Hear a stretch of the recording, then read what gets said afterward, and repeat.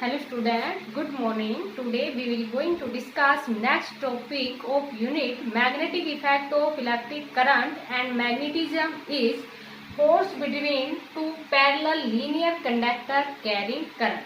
काफी important article है। यहाँ पर हमारे पास देखो आर्टिकल में क्या है कि टू पैरेलल लीनियर करंट है, तो करंट इन सेम डायरेक्शन भी हो सकता है और करंट इन अपोजिट डायरेक्शन भी हो सकता है। तो पहले हम डिस्कस करेंगे कि two parallel current carrying conductor in same direction. तो देखो पहले हमारे पास हम मान लेंगे, let us consider to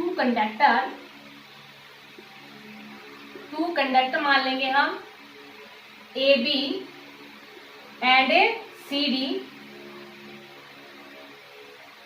having current I1 या I1 and I2 भी current flowing in conductor in same direction, ऐसे भी लिख सकते हैं we current I1 I2 in same direction and they are separated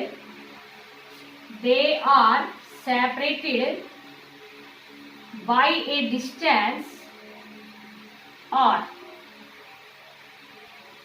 कितने डिस्टेंस के साथ सेपरेटेड है? आर डिस्टेंस के साथ सेपरेटेड है। तो देखो हमारे पास हमने क्या मान लिए, टू कंडक्टर मान लिए A B and C D. तो पहले हम मान लेते हैं कि करंट है वो किस में है, सेम डायरेक्शन। एक ए बी मान लिया, दूसरा हमने क्या मान लिया, सी डी मान लिया।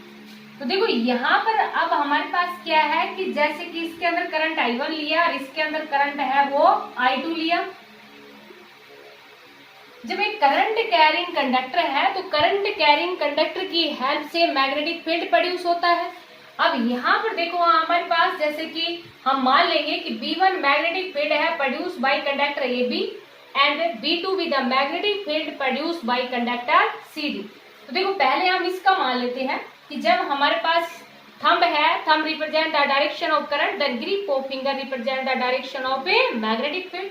तो ये हमारे पास क्या आ जाएगी, मैग्नेटिक फील्ड की डायरेक्शन आ जाएगी। Grip of finger represent the direction of a magnetic field. तो ये हमारे पास क्या आ गई, मैग्नेटिक फील्ड की डायरेक्शन आ गई।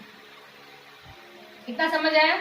अब यहाँ पर जब करंट अपवर्ड डायरेक्शन में है तो ये हमारे पास जो मैग्नेटिक फील्ड है, ये मैग्नेटिक फील्ड की जो डायरेक्शन है ये कौन सी हो जाएगी हमारे पास, एंटी क्लॉकवाइज हो जाएगी। तो देखो ये एंटी क्लॉकवाइज डायरेक्शन हो गई, ये ऐसे जाएगा। Tangent at any point gives the direction of magnetic field. अब मैग्नेटिक फील्ड जब करंट फर्स्ट का है तो मैग्नेटिक फील्ड है वो भी किसका लगेगा, फर्स्ट का ही लगेगा। और वी नो दैट जो मैग्नेटिक फील्ड की वैल्यू होती है for state conductor carrying current, तो उसके लिए जो वैल्यू होती है वो हमारे पास कितनी होती है, μ0/4π2I/r। लेकिन करंट कितना है, I1, तो यहाँ पर किससे रिप्रेजेंट कर देंगे, I1 से रिप्रेजेंट कर। अब देखो यहाँ पर क्या है कि करंट कैरिंग कंडक्टर को जब मैग्नेटिक फील्ड में रखते हैं तो फोर्स एक्सपीरियंस होता है। ये हमने पीछे वीडियो में डिस्कस किया है कि कितना फोर्स एक्सपीरियंस होता है, ILB साइन ऑफ थीटा। और यहाँ पर जो करंट कैरिंग कंडक्टर है वो मैग्नेटिक फील्ड के परपेंडिकुलर डायरेक्शन में रखा है, क्योंकि मैक्सिमम फोर्स तभी लगता है जब करंट कैरिंग कंडक्टर है वो परपेंडिकुलर डायरेक्शन में हो। तो थीटा की वैल्यू कितनी है, 90 डिग्री, और साइन 90 कितना होता है, 1। अब आपके पास देखो इस तरह से भी लिख सकते हो आप, फोर्स पर यूनिट लेंथ में भी लिख सकते हो। किसी बुक में आपके पास इस तरह से लिखा मिलेगा, फोर्स पर यूनिट लेंथ। किसी बुक में जैसे कि आप प्रदीप की बुक ही पढ़ते हैं तो उस बुक में आपके पास ऐसे लिखा मिलेगा कि of unit length of conductor. तो आपकी इच्छा है फोर्स पर यूनिट लेंथ में रिप्रेजेंट करना चाहो तो फोर्स पर यूनिट लेंथ में रिप्रेजेंट कर देना। और स्टार्टिंग में अगर हम मान लो कि यूनिट लेंथ ऑफ कंडक्टर मान लो तो एल की वैल्यू फिर आपके पास कितनी हो जाएगी, 1 हो जाएगी। तो एफ इजिकल टू कितना होगा, IB। ये आपके ऊपर डिपेंड करता है फोर्स पर यूनिट लेंथ में लिखना या कंडक्टर ऑफ यूनिट लेंथ लिखना, एक ही बात है, कोई भी गलत नहीं होगा इनमें। तो यहाँ अगर मान लीजिए आप फोर्स पर यूनिट लेंथ की बजाय आप यूनिट लेंथ ऑफ कंडक्टर की बात कर रहे हो, समझ आएगी बात, unit length of a conductor कि कंडक्टर है उनकी लेंथ है वो हमने कितनी ले ली, यूनिट लेंथ ही ले ली। जब यूनिट लेंथ ही ले लेते हैं तो एल की जगह हमने कितना पुट कर दिया, 1। तो अब देखो हमारे पास जब एक करंट कैरिंग कंडक्टर को मैग्नेटिक फील्ड में रखा तो फोर्स एक्सपीरियंस होगा और फोर्स किसका होगा हमारे पास, सेकंड कंडक्टर का होगा, और फोर्स करंट किसका है, सेकंड का, मैग्नेटिक फील्ड किसका है, फर्स्ट का। तो F2 इज इक्वल टू कितना आ जाएगा, μ0/4 2 I1 I2 बाई R। तो ये हमारे पास क्या आ गई, फोर्स की वैल्यू आ गई।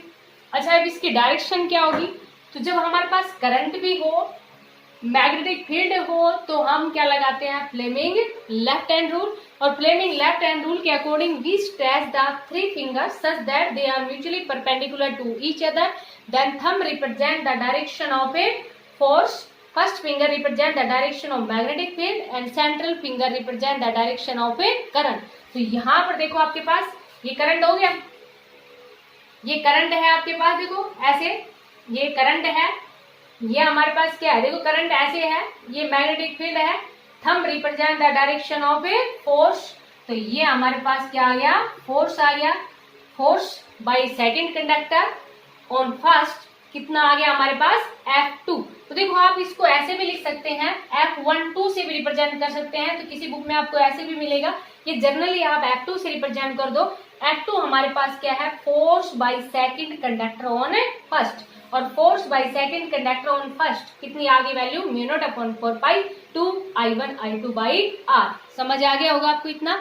अब इसको हम रफ कर देते हैं, ये आपको समझाने के लिए इतना बताया था। मीन्स आप दूसरा डायग्राम देखो, दूसरा जैसे कि करंट इसका था, मैग्नेटिक फील्ड इसका है, फोर्स सेकंड लगा रहा है, तो फोर्स है वो फर्स्ट भी तो लगाएगा ना, क्योंकि यहाँ पर आपके पास क्वेश्चन है वो इस टाइप से आता है कि to show that two parallel conductor carrying current in same direction then they attract to each other. क्योंकि जब इस तरह की कंडीशन होगी कि करंट है वो सेम डायरेक्शन में होगा, तो एक दूसरे को दोनों क्या करेंगे, अट्रैक्ट करेंगे, और जब अपोजिट डायरेक्शन में होगा तो एक दूसरे को रिपेल करेंगे। तो क्वेश्चन आपके पास इस टाइप से पूछा जाता है। तो यहाँ पर हम क्या मान लेंगे कि डायरेक्शन, बिल्कुल देखो पोजिशन वही मान लिया हमने, ये ए बी मान लिया, और ये हमारे पास सेकंड क्या है, सी डी मान लिया, और करंट भी सेम डायरेक्शन के अंदर ही है ना। लेकिन अब जो मैग्नेटिक फील्ड है वो किसके द्वारा है, सेकंड के द्वारा है। तो अगेन देखो, grip of finger represent the direction of a magnetic field, तो ये हमारे पास क्या आ जाएगा, मैग्नेटिक फील्ड की डायरेक्शन आ जाएगी। Grip of finger represent the direction of a magnetic field. तो देखो यहाँ पर भी अगेन ये करंट है, तो grip of finger represent the direction of magnetic field. तो ये हमारे पास क्या आ गया, magnetic field tangent at any point gives the direction of magnetic field. अब मैग्नेटिक फील्ड हमारे पास किसका है, सेकंड का। अब देखो सेकंड का मैग्नेटिक फील्ड है और एक करंट कैरिंग कंडक्टर को मैग्नेटिक फील्ड में रखा है, तो ये फोर्स लगेगा। अगेन लेफ्ट हैंड रूल लगाओ, लेफ्ट हैंड रूल के अकॉर्डिंग देखो, ये तो हमारे पास किसको रिप्रेजेंट कर रहा है, करंट को रिप्रेजेंट कर रहा है।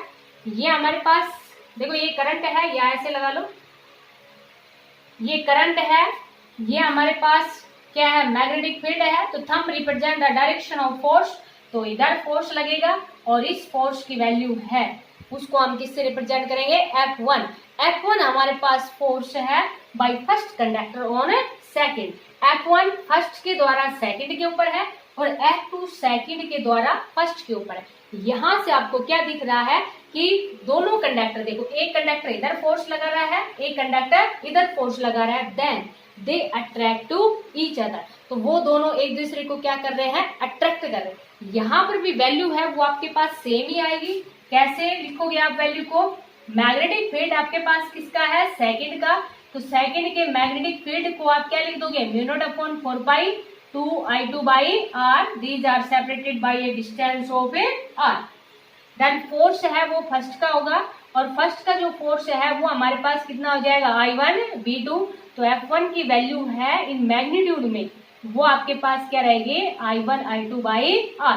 अभी आपको बताया था बेटा, इसको हम फोर्स पर यूनिट लेंथ की फॉर्म में भी लिख सकते हैं, और अगर यूनिट लेंथ लेते हो तो L की जगह 1 पुट कर देना। इसमें कंफ्यूज मत होना कि कभी आप सोचो कि बुक में, हमारे पास कोई बुक है तो दूसरी प्रीफर कर रहे हो आप, तो यहाँ उसमें अगर F/L है तो वो भी ठीक है, और जनरली F लिखते हो तो वो भी ठीक है, जब F/L लिखते हो तो फोर्स पर यूनिट लेंथ लिखोगे, और जब यूनिट लेंथ ऑफ कंडक्टर लिखते हो तो सिंपली F लिखोगे। और यहाँ पर हम यूनिट लेंथ ऑफ कंडक्टर ही ले लेते हैं, क्योंकि जर्नली हमें ये बताना है कि फोर्स है वो अट्रैक्ट करेगा या रिपेल करेगा। वैल्यू तो हमारे पास सेम ही रहनी है कि जब दोनों current carrying conductor in same direction होंगे तब भी आपके पास वैल्यू यही रहेगी फोर्स की, और अगर अपोजिट डायरेक्शन के अंदर है तब भी वैल्यू आपके पास सेम रहेगी। But when current carrying conductor in same direction then they attract to each other, तो दोनों एक दूसरे को क्या कर रहे हैं,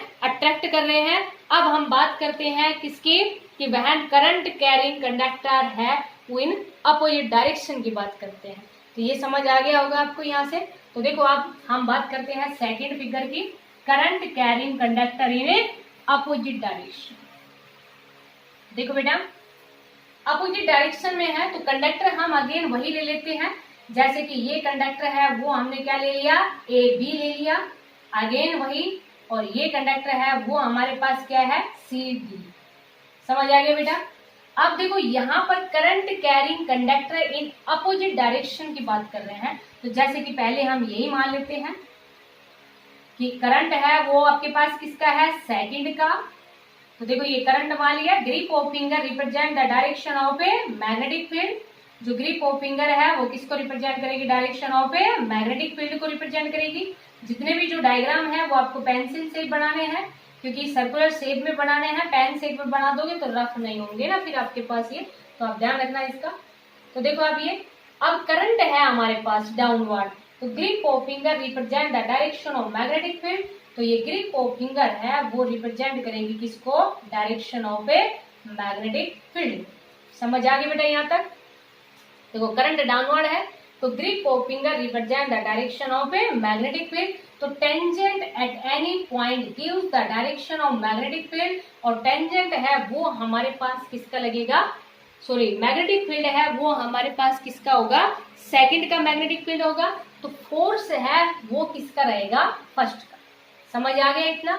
अब देखो हम फोर्स निकालते हैं कि करंट कैरिंग कंडक्टर, मैग्नीट्यूड में वैल्यू बेटा आपके पास वही रहनी, जैसे कि सेम डायरेक्शन में है तब भी आपके पास वही रहनी, अपोजिट डायरेक्शन में है तब भी वही रहनी। लेकिन अगर आर्टिकल आपके पास या तो सेम डायरेक्शन का पूछेंगे या अपोजिट डायरेक्शन का पूछेंगे तो फिर आपको उसी के रिलेटेड डायग्राम बनाना है, फिर दोनों डायग्राम बनाने की जरूरत नहीं है।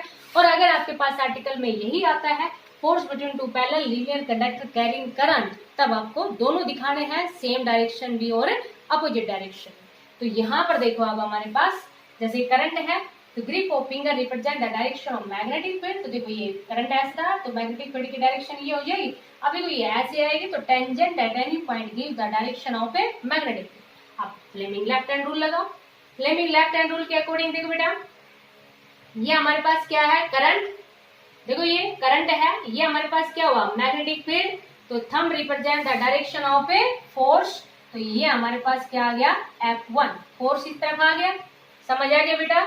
F1 की वैल्यू है वो हमारे पास कितनी हो जाएगी, अगेन करंट किसका है, फर्स्ट का, मैग्नेटिक फील्ड सेकंड का। तो अभी आपको बताया था ना, मैग्नीट्यूड में वैल्यू है वो दोनों की सेम ही रहेगी। कितनी रहेगी, μ0/4 I1 by I1 I2 by R। समझ आ गया बेटा। अब देखो नेक्स्ट में हम क्या लेते हैं, डायरेक्ट बिल्कुल जैसे एज इट इज पोजीशन बिल्कुल सेम लेते हैं, यही पोजीशन लेते हैं, बट करंट है वो हमारे पास किसमें है, अपोजिट डायरेक्शन में। जैसे ये I1 था, ये हमारे पास क्या है, I2 है। अब यहाँ पर हमारे पास देखो, पहले हमने इसके द्वारा मैग्नेटिक फील्ड लिया है, अब जो मैग्नेटिक फील्ड है वो किसके द्वारा लेंगे, फर्स्ट के द्वारा लेंगे। तो देखो फर्स्ट के द्वारा magnetic field low, tangent at any point gives the direction of magnetic field. वैसे आपके पास जब करंट इन अपवर्ड डायरेक्शन में है, करंट जब अपवर्ड डायरेक्शन में है तो जो हमारे पास मैग्नेटिक फील्ड होगा, सॉरी करंट था वो किसमें है, अपोजिट डायरेक्शन में। तो देखो यही अगेन, जब करंट आपके पास ऐसे है तो grip of finger represent the direction of magnetic field. तो ये हमारे पास क्या आ जाएगी, मैग्नेटिक फील्ड की डायरेक्शन आ गई।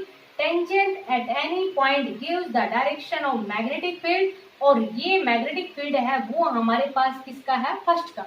अब again a current carrying conductor placed in magnetic field then it experience force, then वो क्या लगाएगा, फोर्स लगाएगा। अब यहाँ पर देखो फोर्स की डायरेक्शन कैसे होगी, again Fleming left hand rule लगाओ, वैल्यू आपको समझ आ गई होगी। वैल्यू अगेन आपके पास वही रहनी है, μ0/4 2I1/r, these are separated by a distance of a r। समझ आ गया बेटा। अब फोर्स है वो आपके पास किसका होगा, सेकंड का, और सेकंड का फोर्स है वो कितना हो जाएगा, I2 इंटू V1।